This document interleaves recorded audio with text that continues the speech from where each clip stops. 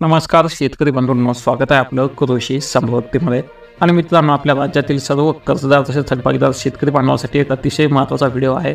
कारण की आपल्या राज्यातील बरेचसे शेतकरी जे आहेत ते कर्जमाफीच्या प्रतीक्षेमध्ये आहेत आणि खास करून जे शेतकरी कर्जमाफीची वाट पाहत आहेत अशा शेतकऱ्यांसाठी एक महत्त्वाची अपडेट आपल्याला या व्हिडिओच्या माध्यमातून पाहायला हवी आहे, तर ती भेटणार आहे। आणि त्यामुळे जर चॅनलवर नवीन असाल तर ताबडतोब आता चॅनलला सबस्क्राईब करून सोबतचं बेल आयकॉन दाबायला अजिबात विसरू नका। तर एक सर्वात मोठी महत्त्वाची अपडेट आहे आणि ते म्हणजे की ज्या काही आपल्या राज्यात यंदा विधानसभा निवडणुका झालेल्या आहेत त्या विधानसभा निवडणुकीपूर्वी महायुती सरकारने आपल्या लाडक्या बहिणींना 2100 रुपये आणि शेतकऱ्यांना कर्जमाफीच्या घोषणाचा जो पाऊस आहे तर तो पाऊस पाडला होता। परंतु आता अतिशय महत्त्वाची अपडेट समोर येत आहे आणि ते म्हणजे की आता सध्या सरकारची तिजोरी रिकामी झाल्यामुळे या घोषणाच्या अंमलबजावणी जी आहे ती होताना दिसत नाही।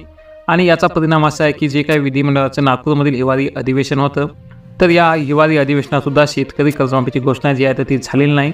आणि त्यामुळे आता मार्चमध्ये जो काही आपला अर्थसंकल्पीय अधिवेशन सुरू आहे तर यामध्ये सुद्धा अजून कर्जमाफीची कुठलीच घोषणा करण्यात आलेली नाही। आणि महत्त्वाचं म्हणजे की जे काही आपला अर्थसंकल्प आहे त्या अर्थसंकल्पामध्ये कर्जमाफीची घोषणा होईल अशी आशा होती, पण ती सुद्धा आता अटकत आहे। आणि आता महत्त्वाचं म्हणजे की आपल्या राज्यावरील कर्जाचा बोजा आणि राजकोषीय तूट लक्षात घेता अर्थसंकल्पीय अधिवेशनातसुद्धा शेतकरी कर्जमाफी होण्याची शक्यता जी आहे ती दुरावली आहे अशी माहिती सामनाने दिलेली आहे। आणि त्यामुळे किमान 6 लाख शेतकऱ्यांच्या तोंडाला पाणी जी आहेत तर ती पुसली जाणार असल्याचं स्पष्ट झालं आहे। आणि नेमके कोणते 6 लाख शेतकरी आहेत हे पाहायचं झालं तर विशेष म्हणजे की आपल्या 2019ला महात्मा ज्योतिराव फुले शेतकरी कर्जमुक्ती योजना जी होती तर या योजनेच्या अगोदर जी योजना होती ती म्हणजे की छत्रपती शिवाजी महाराज कर्जमुक्ती योजना।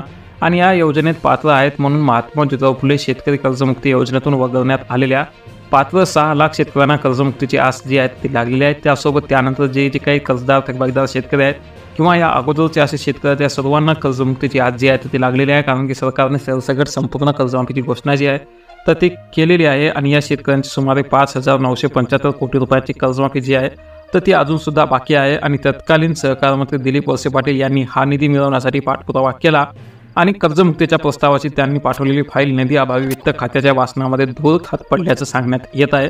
आणि त्यामुळे महाराष्ट्र एकीकरण समितीच्या पदाधिकाऱ्यांनी गुरुवारी शिवसेना पक्षप्रमुख उद्धव ठाकरे यांची भेट घेतली आणि बेळगावमधील मराठी द्रष्टा कन्नड रक्षण वेदिकेच्या दबावाखाली कर्नाटक सरकारकडून महाराष्ट्र एकीकरण समितीच्या पदाधिकाऱ्यांनी कार्यकर्त्यावर होत असलेल्या अन्यायाची माहिती उद्धव ठाकरे यांनी घेतली आहे। आणि त्यासोबतच कर्जमाफीची माहिती जी आहे तर ती समोर आलेली आहे। कारण की जी काही छत्रपती शिवाजी महाराज शेतकरी कर्जमुक्ती योजना आहे त्या योजनेत पात्र असून अजूनसुद्धा कर्जमाफीच्या प्रतीक्षेमध्ये असणाऱ्या शेतकऱ्यांच्या तोंडाला जे आहे तर ती पाणी पुसले जाणार असल्याचं सध्याचे स्पष्ट झालं असल्याची माहिती सामनाने दिलेली आहे। आणि मित्रांनो, यानुसार दिलेल्या माहितीनुसार अजूनसुद्धा कर्जमाफीची घोषणा जी आहे ती करण्यात आलेली नाही।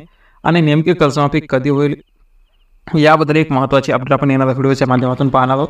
ती जर माहिती आपल्याला पाहिजे असेल तर त्यासाठी नक्की कमेंट करा। त्यासोबत चॅनल जर नवीन असाल तर नक्की सबस्क्राईब करा। धन्यवाद।